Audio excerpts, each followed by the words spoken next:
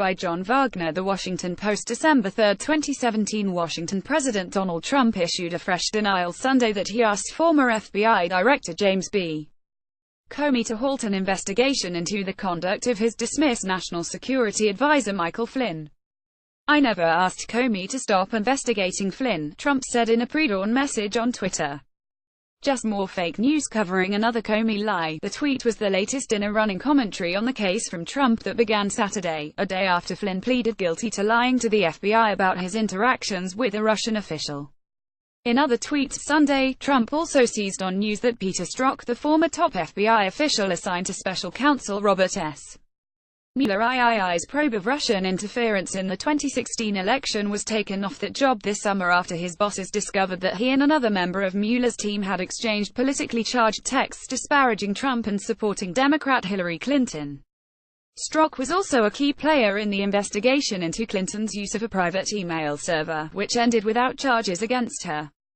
Report, ANTITRUMP FBI agent LED Clinton email probe. "Now it all starts to make sense," Trump wrote, before proceeding to criticize the FBI and promise to bring it back to greatness under his administration. Trump fired Flynn 25 days into this administration for misrepresenting the nature of his conversations with Sergei Kislyak, then the Russian ambassador, to Vice President Mike Pence and other administration officials.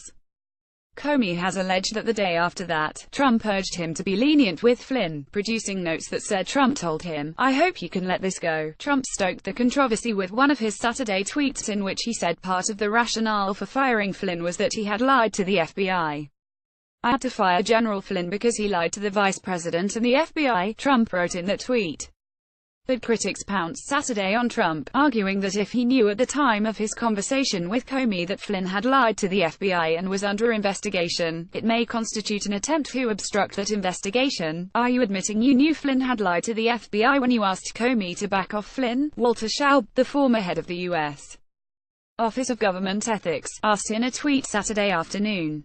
On Sunday, Sen. Mark R. Warner of Virginia, the top Democrat on the Senate Intelligence Committee, said Trump should have taken action against Flynn sooner if he already knew that their national security advisor had lied to the FBI. "Well, if he knew that then, why didn't he act on it earlier?" Warner said on CNN's State of the Union. "It raises a whole series of additional questions." Warner also told CNN that Flynn being charged with only one count of lying to the FBI suggests that there are many more stories that General Flynn will have to tell about his time during the campaign and during the transition.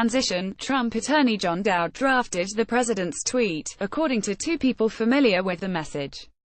If that is true, the tweet's authorship could diminish how significantly it communicates anything about when the president knew that Flynn had lied to the FBI, but it also raises questions about the public relations strategy of Trump's chief attorney. Two people close to the administration described the tweet simply as sloppy and unfortunate. As Flynn pleaded guilty Friday, he made clear that he is now cooperating with special counsel Robert S. Mueller III as Mueller probes Russian meddling in last year's election and possible collusion with the Trump campaign. Flynn's decision to cooperate with Mueller was widely seen as a sign of increasing legal peril for other White House aides and perhaps Trump himself, as the investigation has expanded beyond potential collusion with Russia to include obstruction of justice and financial crimes. In an interview Sunday, Sen. Dianne Feinstein, DK, said it looked to her that what we're beginning to see is the putting together of a case of obstruction of justice. Appearing on NBC's Meet the Press, Feinstein, the top Democrat on the Judiciary Committee, said she saw that in the indictments of Flynn and three other Trump associates, as well as the hyper-frenetic attitude of the White House, the comments every day, the continual tweets, and I see it, most importantly, in what happened with the firing of Director Comey, and it is my belief that that is directly because he did not agree to lift the cloud of the Russia investigation, Feinstein said. That's obstruction of justice. The president continued tweeting about Flynn late Saturday. In one message, he complained that it was unfair for Flynn's life to be destroyed for lying to the FBI, arguing that the agency pursued Democrat Hillary Clinton far less aggressively while investigating her use of a private email server as Secretary of State. Trump's commentary on the case began Saturday morning, as he addressed reporters before leaving the White House for a fundraising trip to New York. He said he was not worried about what Flynn might share now that he is cooperating with prosecutors, forcefully asserting that there was absolutely no collusion between his campaign and Russia.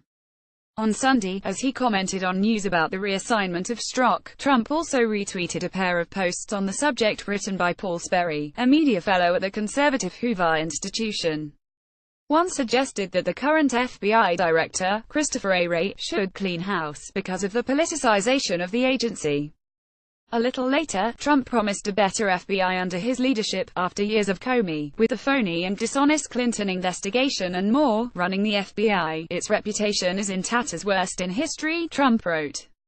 But fear not, we will bring it back to greatness. Trump also weighed in Sunday on a decision by ABC News to suspend investigative reporter Brian Ross for an erroneous story about Flynn, saying the network should be sued. Ross told viewers Friday morning that Flynn was prepared to testify that Trump, as a candidate for president, told him to contact Russians. Later in the day, Ross walked back his report, saying that the source who had provided the initial information for his story later told him that it was as president-elect, not as a candidate, that Trump asked Flynn to contact Russians. On Saturday, ABC apologized for a serious error. Ross' incorrect report prompted a dramatic reaction in the financial markets.